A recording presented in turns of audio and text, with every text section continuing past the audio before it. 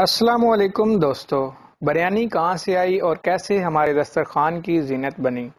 ایک عمومی خیال ہے کہ بریانی برصغیر پاک و ہند کا پکوان ہے، تاہم یہ خیال غلط ہے۔ لفظ بریانی فارسی زبان کا لفظ ہے جس کا مطلب ہے پکانے سے پہلے تلنا یا فرائی کرنا، جبکہ برنج فارسی میں چاول کو کہا جاتا ہے۔ مزید معلومات کے لیے ہمارے ساتھ جڑے رہیے اور ویڈیو کو اینڈ تک دیکھیے۔ اگر آپ ہمارے چینل پر نئے ہیں تو پلیز ہمارے چینل کو سبسکرائب کریں، ویڈیو کو لائک کریں اور بیل آئیکن کو ضرور پریس کریں تاکہ ہماری آنے والی ہر نئی معلوماتی ویڈیو کا نوٹیفیکیشن آپ تک بر وقت پہنچ سکے۔ تو چلیے ویڈیو شروع کرتے ہیں۔ بریانی نے فارس سے ہندوستان کا سفر کیسے کیا، اس بارے میں متضاد آراء ہیں، تاہم یہ بات طے ہے کہ یہ پکوان مغربی ایشیا کی پیداوار ہے۔ بعض روایات میں ہے کہ جب ترک منگول فاتح تیمور 1398 میں ہندوستان آیا تو اس کے توشہ دانوں میں بریانی بھی موجود تھی، جو لشکر کے سپاہیوں کی غذا تھی۔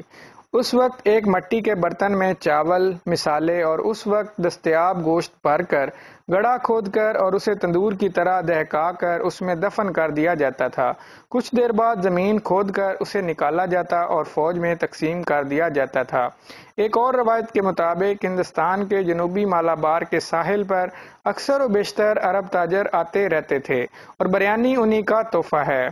اس وقت کی تاریخ میں چاولوں کے ایک پکوان کا ذکر ملتا ہے جسے تعامل ادب میں اون سورو کہا جاتا تھا۔ یہ سنہ 2 عیسوی کا قصہ ہے۔ اون سورو نامی پکوان گھی، چاول، گوشت، ہلدی، کالی مرچ اور دھنیے کی آمیزش سے بنتا تھا اور یہ پکوان بھی لشکر کے کھانے میں استعمال ہوتا تھا۔ ان سب میں سب سے مشہور روایت یہ ہے کہ یہ پکوان شاہ جہان کی خوبصورت اور محبوب بیوی ممتاز محل کے ذہن رسا کی تخلیق تھی۔ وہی ممتاز محل جس کی محبت میں شاہ جہان نے تاج محل جیسا خوبصورت عجوبہ تخلیق کر ڈالا۔ کہا جاتا ہے کہ ایک بار ممتاز محل نے سپاہیوں کی بیرکوں کا دورہ کیا تو اس نے انہیں بہت لاغر اور کمزور پایا۔ تب اس نے شاہی مطبخ کے سالار سے کہا کہ وہ ایسا پکوان تیار کریں جو چاول اور گوشت سے بنا ہو تاکہ سپاہیوں کی متوازن غذائی ضروریات پوری ہوں، اور یوں بریانی کا آغاز ہوا۔ اس وقت چاولوں کو بغیر دھوئے تلنے کا رواج تھا، جبکہ پکانے سے پہلے اس میں زعفران، مختلف مسالے اور گوشت شامل کیا جاتا اور اسے آگ سے لکڑیاں جلا کر پکایا جاتا۔ بریانی حیدرآباد کے نظام اور لکھنؤ کی نوابین کے لیے بھی ایک مقبول پکوان تھا۔ ان کے باورچی اپنے مخصوص پکوانوں کے باعث پوری دنیا میں مشہور تھے۔ ان حکمرانوں نے بریانی میں اپنی پسند کی جدتیں کروائیں جو بے حد مقبول ہوئیں۔ اس وقت بریانی کے ساتھ کئی لذیذ پکوان بھی کھائے جاتے، جیسے مرچی کا سالن، دھنشک اور بگارے بینگن۔ ایک بہترین اور لذیذ بریانی اسے کہا جاتا ہے جس میں تمام اجزاء نہایت ناپ تول کے ساتھ برابر ملائے جاتے ہوں۔